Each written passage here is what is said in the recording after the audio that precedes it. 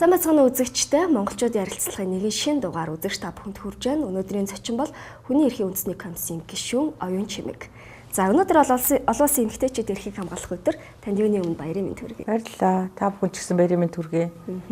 Олон улсад ер нь эмэгтэйчүүдийн эрхийг хамгаалах өдрийг 3 сарын 8-ны өдөр өргөн дэлгэр тэмдэглэдэг. Тэгвэл яг эмэгтэйчүүдийн эрхийн асуудал манай улсын хувьд хизээнээс яригдаж эхэлсэн бол бодлогын ямар төвшөнттэй эмэгтэйчүүдийн эрхийн асуудлыг чухалчлан авч үзэжсэн болоо. Энэ талаар яриагаа эхлэе.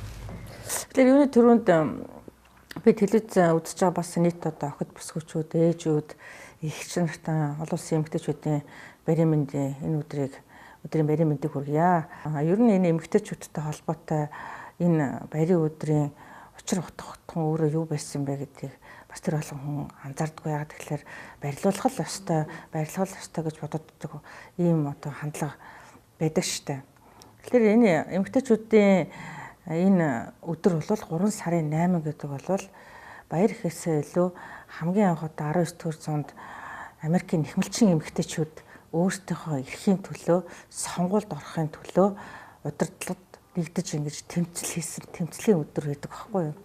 Тэгээ энэ тэмцлэрээ тухайн үеийн эмэгтэйчүүд бол бид нийгмийн нэг хэсэг бүрэлдэхүүн мөн.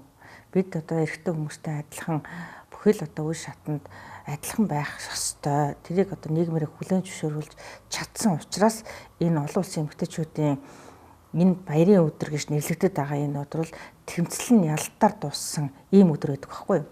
Олон улсын энэ эмэгтэйчүүдийн баяр гэдэг бол эмэгтэйчүүд нийгэмд ямар нэгэн байдлаар эрхэн зөрчигдөж байгаа тохиолдолд тэр эрхээ бусдын нэгэн адил одоо эдлэх ийм үүргийнхаа төлөө, эрхийнхаа төлөө тэмцлийн өдөр болгож тэмдэглэдэг. Улс орон болго өөрийн зан заншил, ёс уламжлалтай байдаг учраас энэ өдрийг үндсэндээ монголчууд бол эмэгтэйчүүдийн эрхийг хамгаалах олон улсын өдөр буюу одоо ээжүүд, эмэгтэйчүүд, охтууд, бүсгүүчүүдэд баярлуулдаг ийм уламжлалтай тэмдэглэж ирсэн байна. Тэгэхээр энэ Монголын асуудлыг хараад үзэхээр 1924 онд батлагдсан Монгол улсын анх дугаар үндсэн хууль гэж одоо том баримтч манай чинь түүхэндээ 4 үндсэн хууль баталсан шүү дээ. Тэгэхээр энэ 24 оны анх дугаар үндсэн хуулийн 11-р залт тодорхой заасан байдаг. Тэр тэн дээр юу заасан байдаг гэхээр тус улсын харьяат ард түмэнд угсаа шашин эрэгтэй эмэгтэй гэдэг ялгаргүйгээр нэгэн адил эрхийг эдлүүлбэл цохино гэсэн юм залттай. Тэгэхээр энэ бол яг одоо би сая үндсэн хуулийн өгүүлбэрээр нь хэлж байгаа. Тэгэхээр энэ дээр эмэгтэйчүүд, эрэгтэйчүүдийн ялгарлан гадуурхалтыг Монголын үндсэн хууль анх удаага томьёолж гаргаж ирсэн ийм одоо түүхэн залттай нэ. Тэгэхээр энийг өнөөдөр зөвхөн хэдэн судлаач хүмүүсийн төвшөнд л яг энэ залтыг мэдээд байгаа болохоос биш бүх хүн одоо анх дугаар үндсэн хуулинд эрэгтэй эмэгтэй хүмүүсийн тэгш эрхийг анх удаа тунхаглан зарлаад томьёолж өгсөн байна гэдгийг ерөөсөө мэддэггүй. Тэгэхээр бид бол сүүлийн үед л эмэгтэйчүүдийн эрхийн асуудал яригадаад байна гэж ойлгодог. Энэ ойлголт нь буруу болж байгааз. Тэгэхээр бид бол үндсэндээ одоо анхны үндсэн хуулинд томьёолж ирсэн хүмүүс ахгүй юу? Ийм ард түмэн. За мэдээж одоо түүхийн явцад эрэгтэй эмэгтэй хүмүүсийн нийгэм ялангуяа одоо гэр доторх үүрэг ороолол харьцангуй өөр байсныг бол та бүхэн бүгдээ л одоо түүх сонирхдаг бол мэдчихэл байгаа. Тэгэхээр үе үеийн үндсэн хуулин дээр яг энэ ялгарлан гадуурхалт гэдэг нэр томьёотойгоор явж ирснээс хойш 1992 оны одоо арчилсан үндсэн хууль гэж бид нар нэлээд байгаа. Энэ үндсэн хууль дээр бол бүр одоо энэ бүлэг болгоод хүний эрх хэрэгчлөөтэй холбоотой тусгай залт болоод оролцсон. Тэгэхээр энэ тусгай энэ тунхаглан баталгаажуулсан энэ хүний эрхтэй холбоотой бүхэл одоо зүйл залтууд дээр эмэгтэйчүүд, эрэгтэйчүүдийн тэгш эрх хэн бүхэл салбар дээр баталгаатай адил тэгш ямар нэгэн ялгарлан гадуурхалтгүйгээр байна гэдгийг томьёолж өгсөн нэлийн ийм том бүхэл асуудлуудыг бүхэл эрхүүдийг хамарсан ийм үндсэн хуулийн залт байхгүй юу. Тийм учраас ерөнхийдөө энэ 92 оны үндсэн хуулийг бол ардчилсан үндсэн хууль гэдэг нь учир нь хүний эрхтэй холбоотой бүхэл залт нэгдүгürt орсон. Хоёрдугаарт нийгмийн гишүүнийхэн хувьд ямар нэгэн ялгарлан гадуурхалтгүйгээр бүхэл харилцаанд оролцох тэгш эрхийг баталгаажуулж өгснөр онцлогтой байгаа. Тэгэхээр үндсэн хуулиараа олгогдсон энэ эрхтэй юм байж тэ. Гэтэл биднэрт ардчилсан улс мөртлөөс эмэгтэйчүүдийн эрх салбар болгонд зөрчигдөж байгаа зүйлүүд маш их байна л да. Эмэгтэйчүүдийг дорд үзэх хандлага тийм ээ. Энэ бүр тэр хаяараа нийгмийн энэ хандлагыг өөрчлөхийн тулд бид нар одоо яг юу хийх ёстой вэ? Дорд үзэх Тэгэхээр би бас тэг санал нийлэхгүй байдгийг. Ер нь бол нийгмийг хэн бүрдүүлэх үү те? Эрэгтэй эмэгтэй хоёр хүн л бүрдүүлнэ шүү дээ. Ерөнхийдөө бол нийгмийн нэг л гишүүн юм чинь. Мэдээж одоо сүүлийн үеийн хүн сулал болон шинжлэх ухааны одоо энэ судлаач нар ярьж байгаа бол нийгэм 5 хүс байна гэж те. Тэгэхээр энэ бол эмэгтэй хүн гэдэг бол нийгмийг бүрдүүлж байгаа зөвхөн өрчхөн одоо асар том эрхийг үүргийг хүлээж байгаа нэг субъектчүүд дээ. Тэгэхээр хүн л амьдарч байгаа бол зөрчил байнга байна. Хүн хаана вэ? Тэнд эрхэнч байна, өргөнч байна, зөрчлөнч байна.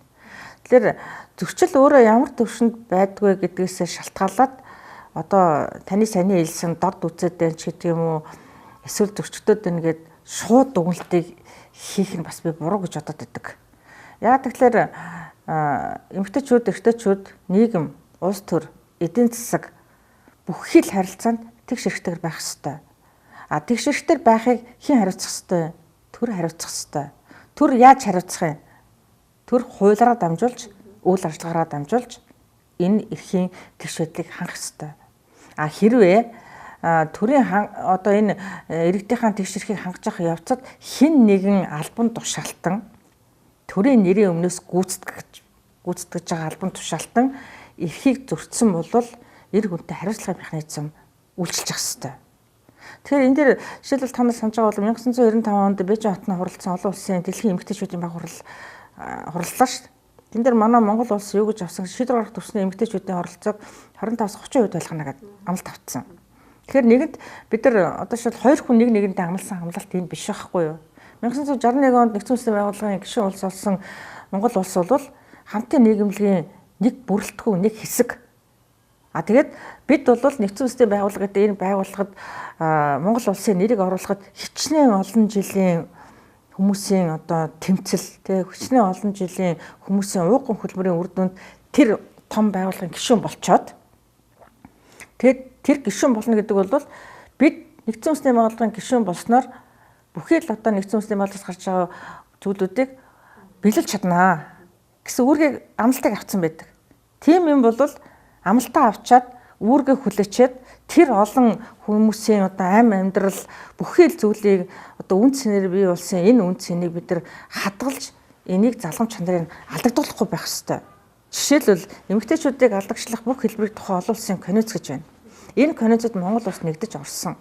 Тэгэхээр энэ конвенцийн гол зүйл залтанд миний түрүүнээ хэлдэг бүхий л одоо эдийн засаг, улс төр, нийгэм бүхий л харилцаанд эмэгтэйчүүдийг эмэгтэй гэдэг хүүсээр нь ялгарлан гадуурхахыг хоригдсан ийм конвенц ахгүй юу? Тэгэхээр Монгол улс бол бид нар чадна гэдээ орцсон учраас чадахын төлөө бүхий л одоо төрийн бодлого, үйл ажиллагаа, хууль, тогтоомж юу гэдэг бүгд энэ явах хэрэгтэй байхгүй юу? Би нэг бол яваагүй ирсэн гэж хэлэхгүй. Бичиг баримтан дээрх, хууль дүрм дээрх бүхий л залтууд байгаа. Хэрэгжилт нь өөрөө ялгарлан гадуурхалтыг хүний хандлагаас болж бий болгож байгааг үгүйсэх арга байхгүй. Тэгэхээр нийгмийн хандлага гэдэг бол өөрөө одоо миний түрүүний зөвхөн нэг субъектээр аваад ярихад нөгөө төрийн албан тушаалтан хандлагын өөрчлөгөө тохиолдолд эмэгтэйчүүдийн ялгарлан гадуурхалт тэнд зогсохгүй. Тушаал гаргаж чинь жишээлбэл би хамгийн боттой жишээлээ. Тушаал гаргаж чинь эрэгтэй хүний тушаал орж ирж чинь эмэгтэй хүний тушаал орж ирж чинь тийм үү. Тэгэхээр за эрэгтэйг энэ дарга дээр тавь, эмэгтэйг нарийн бичгээр тавь. Энэ хандлага мөн үү? Мөн шүү дээ. Тэгэхээр өнөөдөр төрийн албаны мэрэг зарчим гэж яаж яриад байгаа вэ гэхээр хандлагаасаа илүүтэйгээр чадвахын үнэлгээ байгаа. Ямар боловсралтай нь яаж ажил хийх ёстой, чадвах нь ямар юм. Тэгэхээр нөгөө харьцуулт нь өөрөө төрийн хуулийн дээр ийм зүйлээр харьцуулж одоо энэ албан тушаалтаар тавина гэсэн нөхцөл тавьсан байж хахад тухайн шийдвэрийг гаргаж байгаа дарга өөрөө хандлага өөрчлөгдөгөө бол заавал нэг хүүсдэр нь давуу байдал бий болгоод байдаг ийм одоо нийгмийн харилцааны ялангуяа энэ одоо тушаал шийдвэр гарч байгаа харилцаанууд дээр байгаад байгаа. Нэг хоёрдугаарт нь жишээлбэл хөдөлмөрийн харилцаанд дах эрэгтэй эмэгтэй хүмүүсийн одоо ялгарлан гадуурхалтын асуудал гэж хэлж болохоор асуудал. Би түрүү хэлсэн эмэгтэй хүн бол нийгэмд одоо нөхөн өрчхөн маш том үргийг үүсгэж шин.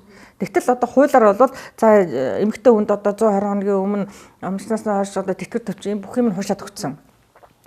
Тэгэхдээ жирэмсэн буюу хүүхд тасах чөлөөт байгаа эмэгтэй хүний хөлбөмбөл хэрэг ямар ч нөхцөлд хөндөгдөх ёсгүй. Энэ бол ажлын байр хадгалагдаад байж хэвээр. Тэр хүн одоо нийгэмд бас нэг хүн өсгөж хүмүүжүүлж шин. Тухайн хугацааны дараа ороод ирэхэд ажилд нь авахгүй байх жишээтэй. Энэ хуулиа биелүүлэхгүй хандлага байгаагийн нэг одоо хамгийн том жишээ бол энэ нэг байгууллага төр байгаа биш, энэ олон байгууллага төр байгаа.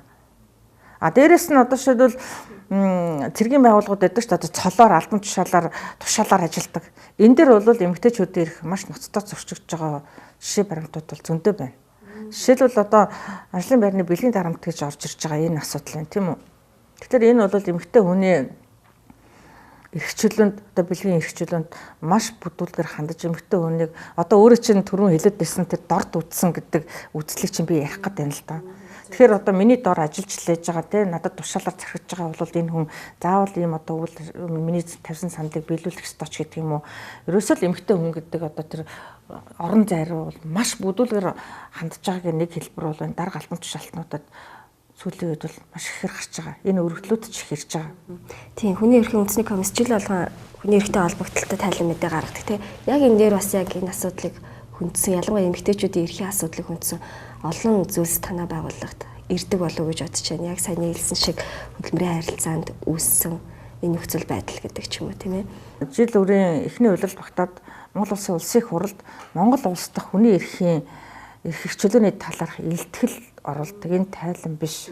Яагаад илтгэл гэж байгаа вэ гэхээр өнөөдөр Монгол улсын нутаг дэвсгэр дээр оршин сууж байгаа Монгол улсын иргэн гадаадын иргэн хариалгүй иргэдийн эрх өнөөдөр яаж зөрчигдөд байгаа, яаж хамгаалагдаад байгаа, яаж сэргээгдээд байгаа вэ гэдгийг тодорхой сэдвийн хүрээнд бид нар улсын хурлд танилцуулж байгаа. Гендрийн эрх тэгш байдлын тухай хууль гээд 2011 онд батлагдсан хуулийн залтын дагуу хүний эрхийн үндэсний комисс 2 жил тутамдаа улсын их хурлын гендрийн хуулийн хэрэгжилтийн талаар илтгэл өргөн барих хуультай.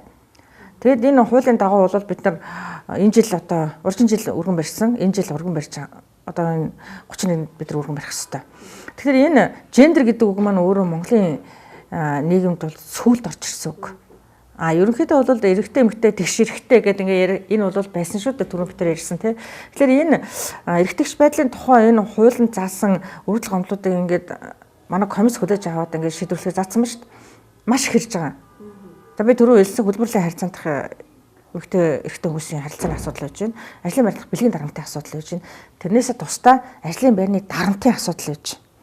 Энэ бол үг үйлдэлээр эмэгтэйчүүдийг дарамталдаг, ажиллах нөхцөлгүй болгодог. Дээрэс нь одоо бүр яалтчгүй одоо тэр ажлаас өөрөө одоо сайн дураараа хүчээр шахуу ингэж одоо гарах юм нөхцөл бүрдүүлдэг ийм одоо асуудал байж байгаа. За дараа нь бол энэ хүчирхэлтэй холбоотой асуудал. Хүчирхэлтэй холбоотой асуудал дээр эрэгтэй эмэгтэй хүмүүсийн эдийн засгийн, бие махбодын, сэтгэл санааны энэ бүхэл хүчирхэлтэй холбоотой асуудлуудыг өнөөдөр комисс хүлээж авч шийдвэрлэж байгаа.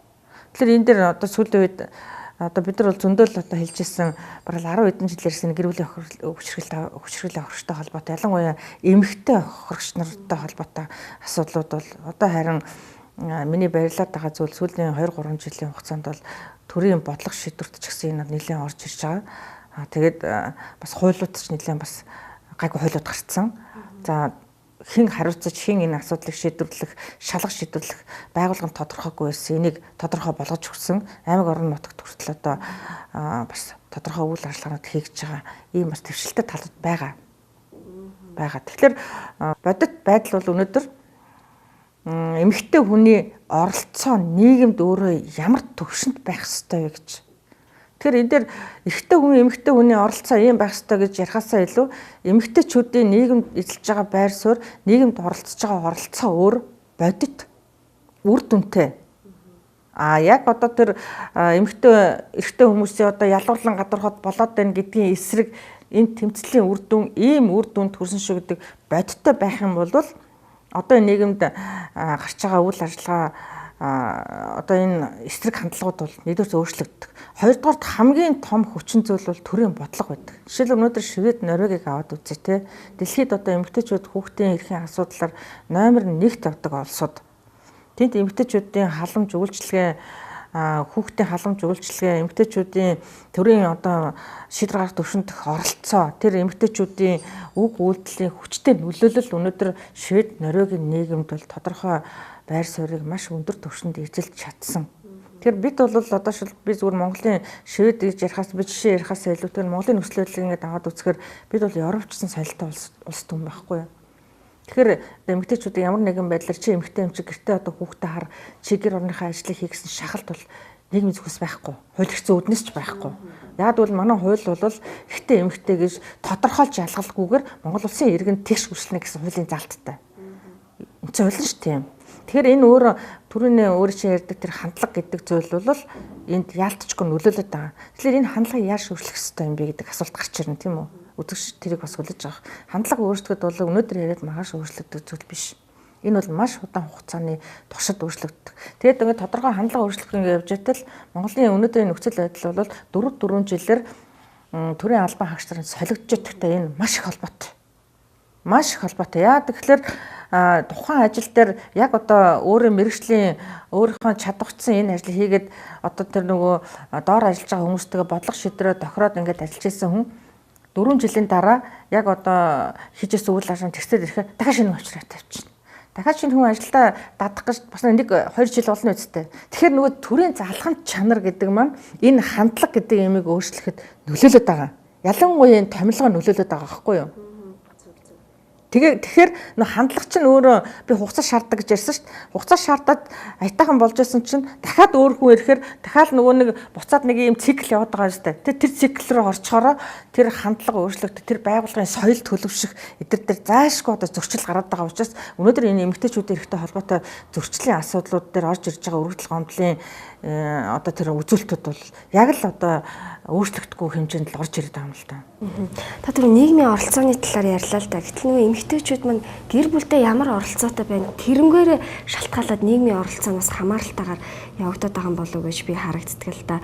Яг гэр бүлдээ тухайн одоо эхнэр ээж хүн ч гэдэг юм эмэгтэй хүн ямар төвшөнд байна тийм ээ санхүүгийн хувьд ч байд юм уу альсэл гэр бүлдээ оруулж байгаа тэр оролцооны талаар тэгэхээр яг нийгэмд бид нэр одоо яг ямар оролцоотой байх ёстой юм зөвхөн гэр бүлээ сайн сайхан авч авах нь эмэгтэй хүний үүрэг юм уу альсэл бид нэр ингэж эрхээ эдэлмээр байна ингэж зөрчигдмөр байна гэж өдөр болгон ярьж хилээд байгаа нь одоо эрхийнхээ төлөө тэмцэж байгаа нэг хэлбэр юм уу яг яах ёстой юм болоо бид нар гэхдээ одоо шийдвэл эмэгтэй хүн гэр бүлдээ гүйлхэн төлөө амьдрах үүрэг гэхээс илүү чи хуулийнхаа л үүрэг шүү дээ. Үндсэн хуулийн дээр эрэгтэй эмэгтэй одоо тэ хүмүүс үр хөвгтөө өсгөн хүмүүжүүлэх энэ чинь иргэнийхэн журам үүрэг нь мөн шүү дээ. Иргэний журам үүрэг багхгүй юм чи үндсэн хуулийн дээр байждаг. Тэгээд мэдээж гэр бүл гэдэг бол хүнд мэдээж анхдагч байж таарна. Тэр бол хэнд ч ойлгомжтой тийм үү. Гэтэл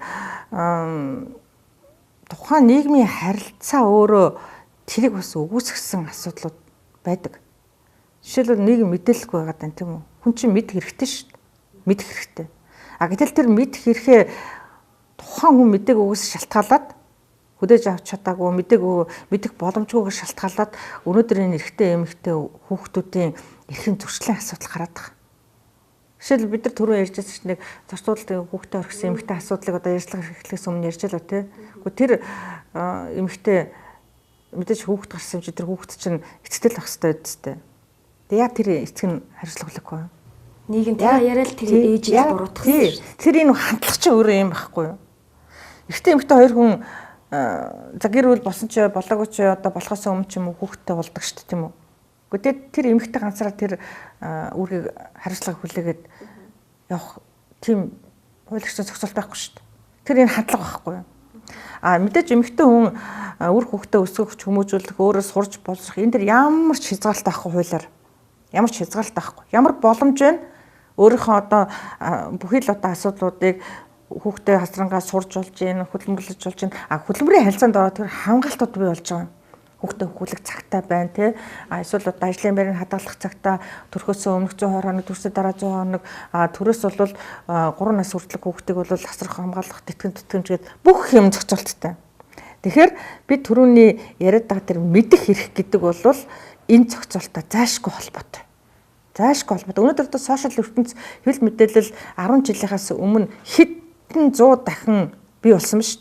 Тэгэхээр энэ ашиггүй мэдээллүүдээс илүү ашигтай мэдээллийг мэдэх хэрэгээ хэрэгжүүлэхийн тулд тэр хүн авч нэгдүгээр хэрэглэх хэрэгтэй. Хоёрдугаар оролцооны арга нийгэмд ямар оролцоотой байх хэрэгтэй юм бэ?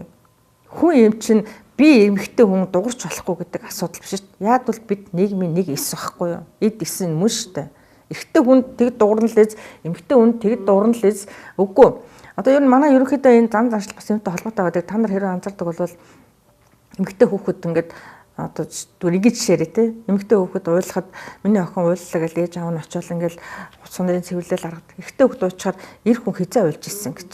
Энэ хандлага өөрөө хүүхэд насанд одоо жишээлбэл тэр тогтсон хандлага нийгмийн харилцаанд ороод ирэнгүүт ороод ирж байгаа. Юу гэхээр одоо жишээлбэл энэ номыг 10 шиг номыг өргөд авахад за чи эрэгтэй эмчнийг аваад наад чи эмэгтэй эмчин байл гэд. Тэгэхээр өдөр тутмын үйл ажиллагаанд бидний мэддэг юм шиг мөртлөө мэдхгүй үйлдэгддэг энэ хандлага өөрчлөлтүүд маань явн явсаар аваад юм том бохол шиг болоод нөгөө хандлагын өөрчлөлт ч орж ирж байгаа байхгүй юу. Тийм учраас өнөөдөр эмэгтэйчүүд тийм байх ёстой, эрэгтэйчүүд тийм байх ёстой гэдэг би ёстой гэдэг үг хэлээд байгаа шүү дээ. Ёстой гэдэг ийм нөгөө тогтцсон ийм нэг ийм хүрээ одоо хүрээ гэдэг юм юу гэдэг те одоо нэг юм дотор л энэ хоёр үг чинь ёстой ёсгүй гэдэг юм л байгаад байна шүү дээ. Тэгэхээр энэ үг маань өөрөө үйл ажиллагаагаар хүний идэвхтэй үйлдэл эсвэлтгүйгээр дамжаад хандлага руу орчод байгаа. Ер нь бол гендрийн мэдрэмжтэй байх ёстой гэж салбар болгонд л хэлээд байна л да. Тэгээ манай сэтгүүл зүйн салбарт хүртэл гендрийн мэдрэмжтэй сэтгүүл зүй бий болгооч гэдэг. Гэтэл бид нар гендер гэдэг үгийг ойлгохдоо за улсын хурлд 76 гишүүний 30% нэмэгтэй байна гэдэг ч юм тоогоор ингээл бодчихж байгаа юм л да. Тэ нэг байгууллагад хэдэн хувь нэмэгтэй ажилтан байх ёстой ч гэдэг юм. Гэтэл энэ угтаан бол асар их өргөн ойлголт юм шиг байгаа. Бид нар одоо салбар болгоны л хүмүүс үзэж байгаах гендрийн мэдрэмжтэй яаж байх ёстой юм бэ? Тэгээ би түрүү хэлсэндээ гендер гэдэг бол сүулд орж ирсэн үг гэх те энэ бол ерөөсөө эрх тэгш гэсэн үг шүү дээ. Тэгш эрхийн тухай үг байхгүй юу?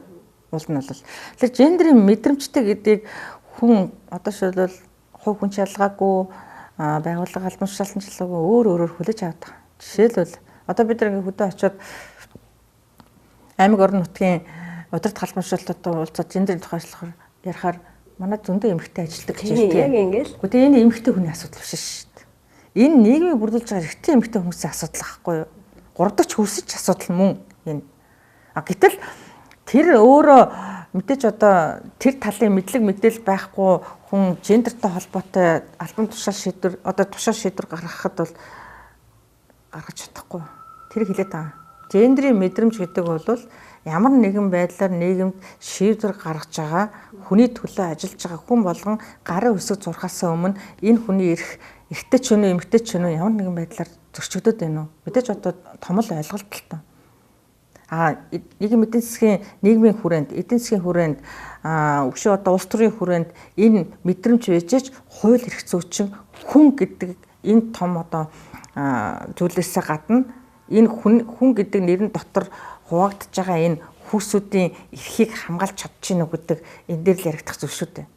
Ерөөсөө л хуулийн дээр бол эрэгтэй эмэгтэй хүмүүсийн одоо процентуудыг удирдах албан тушаалт хэд байх хэвээр тий гүйцэтгэх албан тушаалт хэд байх хэвээр гэсэн гендрийн хуулийн чинь залтууд процентлоод орсон шүү дээ. Тэгэхээр мэдрэмж гэдэг бол заавал тустай юм шаардаад байгаа юм биш. Одоо шил би урлагийн хүн байлгэхэд над урлагийн мэдрэмж байх хэвээр шил би дуулдаг ч юм уу, бүжгэлдэг ч юм уу, эсвэл одоо тэр нот мэддэг ч юм. Гэтэл энэ гендрийн мэдрэмж гэдэг бол хүнээс тийм тусгаалсан мэдлэг шаардаад байдаггүй байхгүй юу? Тэргүүрээ ялгаатай. Тэр бодлого шийдвэр үйл ажиллагаа энэ бол маш 3 том юм би ярьлаа шүү сая. Энэ болгонд эрэгтэй эмэгтэй хүмүүсийг ямар нэгэн байдлаар ялгуурлан гадуурхахгүйгээр тэр шийдвэр тэгш үйлчлэх ёстой энэ зүйлийг л хэлж байгаа. Тийм эмэгтэйчүүдийн эрхийн асуудлыг ярихад бас эдийн засгийн хамааралтай байдлыг ярихаас өөр замгүй юм шиг санагддаг л та. Яагаад тэгэхээр гэр бүлтэй санхүүгийн хувьд хэн нэгнээс хамааралтай байгаа байдал нь өөрөө эмэгтэй хүнийг одоо илүү өөртөө ихтэй байдлыг нь алдагдуулах ч юм уу тий манлайлах тэр боломжийг нь л үгүй хийж байгаа юм шиг л нэгэд нөгөө талаараа нийгэмд оролцоотой байхыг нь бас хязгаарлаад байгаа юм шиг ажиглагдсан. Яг энэ нийгэм бол өөрөө гэр бүл ч өөрөө нийгмийг бүрдүүлж байгаа л юм том одоо цөмөн шүү дээ. Тэгэхээр гэр бүлийн харилцаанд эдийн засгийн энийг бол эдийн засгийн хүчирхийллийн асуудал гэж яриад байдаг л да. Ерөнхийдөө одоо эдийн засгийн хувьд хэн нэгэн шүү. Заавал эмэгтэй хүн нөхрөөсөө хараад биш.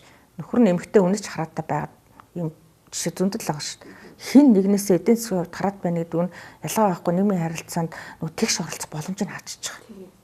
Нэгдүгürt, хоёрдугаарт энэний одоо хамгийн одоо муу үр дүн нь юу гэхээр гэр бүл салт явуулчих. За нөгөө нэг хамгийн том үр дүн нь юу байдгүй гэд одоо үр дагавар нь юу байдгүй гэхээр хүн худалдаалах гэмт хэргийн золиос олж байгаа хүмүүс. Эмэгтэйчүүд, бүсгүүчүүд. Одоо энэ хүн худалдаалах гэмт хэргийн хөгжүүлсэн эмэгтэйчүүдийн судалгааг ингээд аваад ярьцлага хийгээд үзэхээр ерөөсөө дандаа эдийн засгийн холбоотой ярьдаг.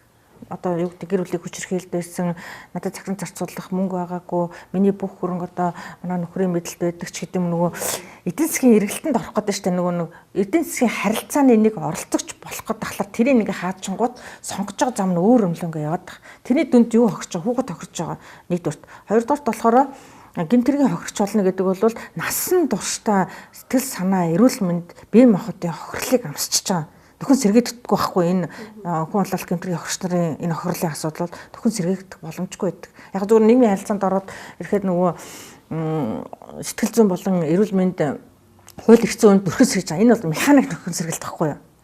Механик гаднаас орж иж байгаа нөхөн сэргэлт. А яг одоо анх ямар байсан тэрүүн дээр хязгаарч хүн буцаж очдоггүй. Үнэхээр одоо эдийн засаг сэтгэл санаа бие махбодын хувьд хүчирхийлэлд өртөж байгаа бол энийг шалгаж шийдэх байгууллагч бий болцсон. Тэгээд хамгийн гол нь яг энэ харилцаанаас болоод саний миний ярьсан тэр ийм замыг л одоо хэтээс сонгож болохгүй л гэдэг хэлэх гээд.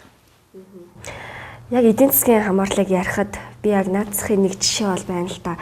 Сошиалар хараад байхад манай ээжүүд яг гэртээ хүүхдээ хараад байгаа ээжүүд маань 50,000 төгрөг хизээ орох вэ? Нөгөө ээжүүдэд олгодог гэртээ суугаа тэг хүүхдээ харж байгаа ээжүүдэд олгодог.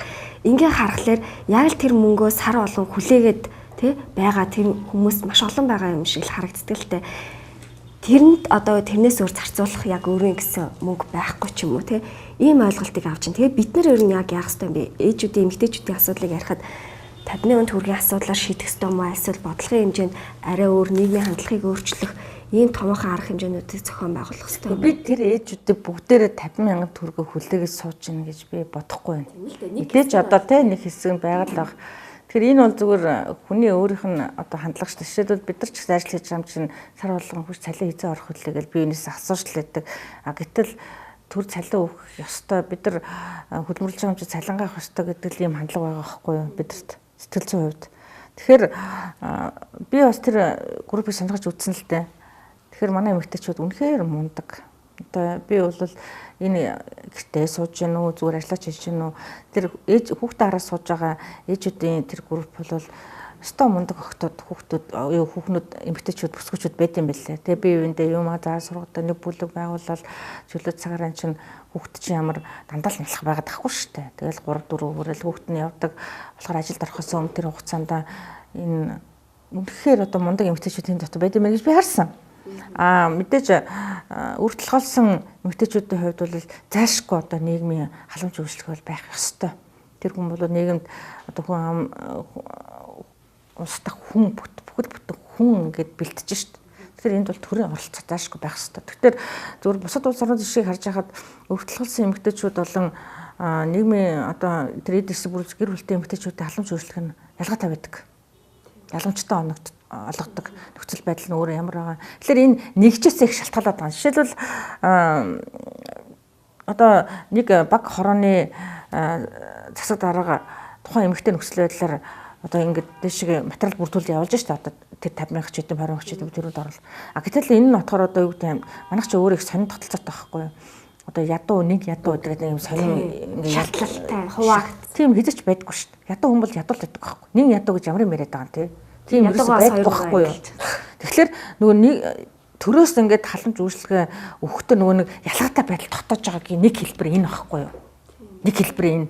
Хэдийгээр зүгээр хүүхдээ өсгөж хүмүүжүүлж байгаа эмэгтэйчүүд итгэмж авах хэрэгтэй ч хэлээ гэсэн би бол нэг талаараа одоо улс орнуудыг харахаар ялгамжтай байдлыг өөгшүүлэх хэлбэр биш. Үнэхээр одоо төрийн үйлчлэгээ эрхлүүлсэн эмэгтэйчүүдэд ямар байдлаар хүрэх вэ гэдэг дээр маш том судалгаа хийж чад энэ арай өөрөөр байх ёстой. Тэгэхгүй одоо ингээл та нар харж байгаа бол гадны одоо ямар нэгэн байгууллага хувь хүн ирээл өртөлгөөлсөн олон хүүхдээ эмэгтэйчүүд хаана байна гэж очиод гэр оронд нь очиод тусламж үйлчлэгээ үзүүлээл уул нь энийг тэр гадны хүмүүс ирээд хувийн хөрөнгөөр шин төрийн бодлого байх ёстой шүү дээ. Яагаад бид нар өндөр хөгжлийн бэрхшээлтэй хүмүүстэй төрийн тусгай бодлого хэрэгжүүлээд болоод байгаа юм.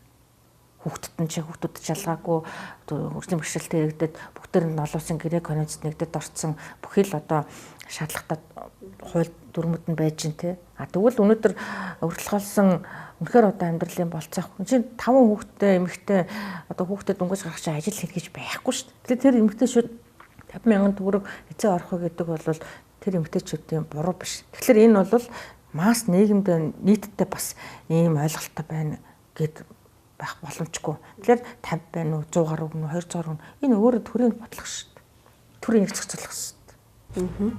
За өнөөдөр одоо хүмүүсийн хэлдгээр Мартин 8. Гэхдээ бид нэр олон улсын эмэгтэйчүүдийн эрхийг хамгаалах өдөр гэж ярьдаг тийм ээ. Баярлахаасаа илүү эрхийнхаа төлөө ярья гэж ингэж зориулагдсан өдөр болов уу гэж боддгийн. Та тэгээ бүсгүйчүүдтэй хандаж энэ баярын өдөр юу гэж хэлмээр санагдаж байна? Мэдээж баяр эмчин би сайхан баярлалаа гэдэг үгийг хэлэх ёстой. Тэгэхээр эмэгтэйчүүд бол нийгмийг бүрдүүлж байгаа маш том хүч өгдөг. Яагаад гэвэл эмэгтэйчүүд бүхий л одоо нийгмийн харилцаа нэг хүнд, хүчээр, зовлон, жаргал, хүний одоо баярлах, зовлох энэ бүх мэдрэмжүүдийг эмэгтэйчүүд дандаа өөрийнхөө биеэр туулж ирдэг. Тэгэхээр би эртэйчүүдтэйгээ туулдаг гэж хэлээгүй шүү. Тэгэхээр ерөнхийдөө бол эмэгтэй хүн чинь өөрөө уян зөөлөн, хатуудаа хатуу, зөөлөндөө зөөлөн ингэж л одоо амьдралын үр хүүхэд үүсгэх нийгмийн бүхий л одоо болох бүтггүй зүйлийн төлөө явдаг ийм одоо эмэгтэйчүүд байдаг гэж би боддог.